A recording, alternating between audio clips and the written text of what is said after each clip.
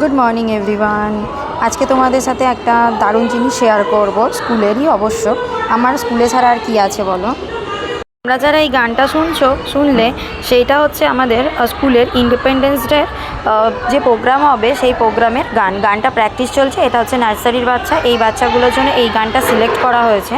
এরা আজকে মানে ইন্ডিপেন্ডেন্স ডেতে এই সংটা ডান্স করবে। আর ছিল আজকে স্কুলে আর একটা অ্যাক্টিভিটি, বিন শর্টিংয়ের মধ্যে আমরা রাজমা আর ছোলা কিছু দিয়েছিলাম, দিয়ে তাদেরকে শর্টিং করতে দিয়েছিলাম। মানে দুজন করে বসানো হয়েছিল, তার মধ্যে একজন করছিল বিন শর্টিং, একজন করছিল ছোলা শর্টিং। এইভাবে শর্টিং করানো হচ্ছিল ওদেরকে, এভাবে শর্টিং করে কাউন্ট করানো হচ্ছিল।